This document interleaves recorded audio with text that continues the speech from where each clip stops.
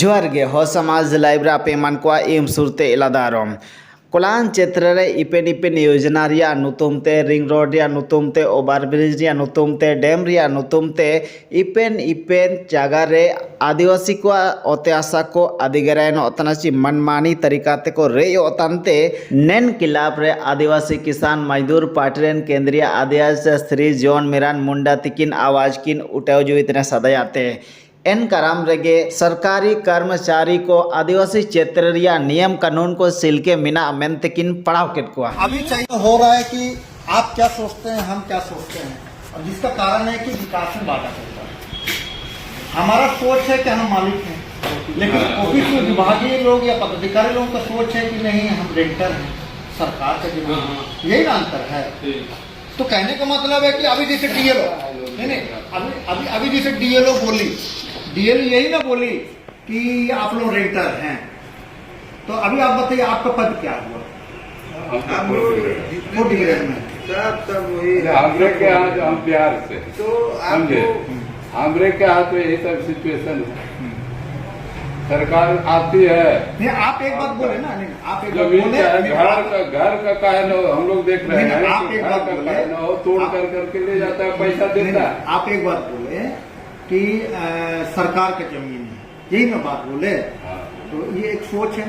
तो आप खाली ये बताइए, आप भी बोलते हैं, हम लोग देखिए हम नहीं सोचते हैं, समझे ना। आप बोल रहे हैं कि सरकार का जमीन है। देखिए हम आप पर ये नहीं बोल रहे हैं कि आपका ऐसा सोचना है, हम ये नहीं बोल डीएलओ जैसे आपके यहाँ जाकर के बोला, उसी तरह से हम लोग के यहाँ भी आकर के बोलता है। कौन बोलता है? पदाधिकारी। हाँ, कि ये सरकार का जमीन है, सरकार का है, आपको देना है। आपको हम पैसा दे देंगे। दे ये रहा है लोग, हम लोग के यहाँ जो कर डाले जो हम कर रहे हैं। लेकिन हम ये पूछना चाहते हैं, 5वीं अनुसूची जो है भारत के संविधान में, एक 5वीं अनुसूची है, ठीक है। भारत के संविधान में कुल 12 अनुसूची, 12 अनुसूची में 5वीं एक अनुसूची है, 6वीं एक अनुसूची है। 5वीं अनुसूची को आप जानते हैं क्या है? और आप जब अब हम पूछ रहे हैं, आप जो बात बोले कि नहीं सरकार का जमीन है, ठीक है, तो आपको नॉलेज होगा सरकार का जमीन है? नॉलेज नहीं है, तो फिर आप कैसे बोल दिए कि सरकार का जमीन? जो हम लोग के यहाँ जो हम बोले ना कि हमरे के यहाँ जो सरकार जो कर रहे हैं, हम लोग वैसा कर रहे हैं। ठीक है, तो नॉलेज होगा तब ना बोल रहे हैं, या कोई बोल रहा है तो उसको आप बोल रहे हैं? आप बोल रहे जो सुने। हाँ, डीएलओ जो बोली वही चीज, जैसे हमरे के यहाँ जो पदाधिकारी बोला, हम लोग जो सुने, ठीक। और हम लोग बोल रहे हैं, तो हम कानून पर बोल रहे हैं। पहला चीज कि 5वीं अनुसूची को समझना होगा कि 5वीं अनुसूची क्यों बना, ठीक है। एक सुप्रीम कोर्ट का जज था, हम जानेंगे तो कम से कम, वो इतना साफ शब्दों में बयान दिया है, ठीक है, कि यह देश जो है ना आदिवासी का है। ओवैसी का भाषण आप सुने हैं लोकसभा में, वो बोला है कि यह देश आदिवासी का है, ठीक है, ये बोल रहा है। अब हम संविधान को आप मानते हैं ना, तो संविधान में 5वीं अनुसूची में यही दिया हुआ है कि जहां आदिवासी लोग हैं वहां पर ग्राम सभा से विकास का निर्माण का काम होगा, ग्राम सभा का माध्यम से। कारण आदिवासी इलाका में जो भी जमीन से संबंधित है, वहां पर अगर रोड बनेगा, वहां अगर फैक्ट्री बनेगा, वहां अगर माइंस बनेगा, अगर ग्राम सभा के माध्यम से नहीं होगा तो आदिवासी विस्थापित हो जाएंगे। तो आपको ये जानकारी होना चाहिए कि ग्राम सभा में एक लाइन दिया हुआ है 1996 का पेशा कानून में। पेशा कानून भी एक भारत का संविधान के तहत आता है, ठीक है। उसमें बोला है कि न लोकसभा न विधानसभा, सबसे ऊपर ग्राम सभा। आदिवासी इलाका में न लोकसभा चलेगा न विधानसभा चलेगा, इसको समझो।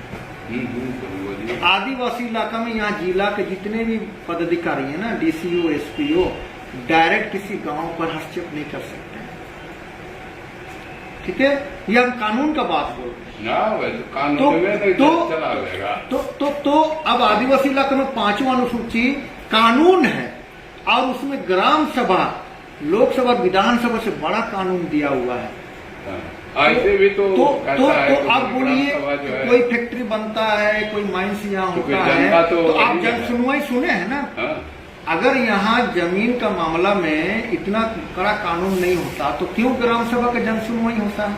हाँ, सहमति लेना पड़ता है, ठीक है, ये कानून है। अब ये अलग बात है कि इसको हाईजेक करते हुए इसका जो है ना बाईपास होकर काम हो रहा है, हाईजेक करे, हाईजेक हो रहा है, हाईजेक हम बता रहे हैं।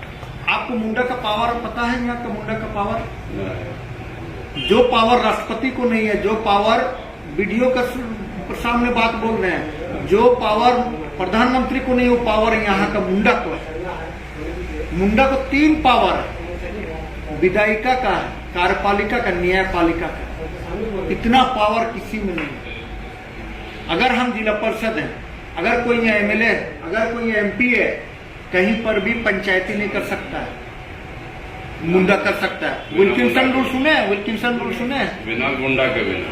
विल्किंसन रूल सुने हैं? नहीं सुने हैं ना। विल्किंसन रूल में यहाँ पंच सर्वोपरि है, पंच, बाकी जगह पंच नहीं है, यहाँ पंच है।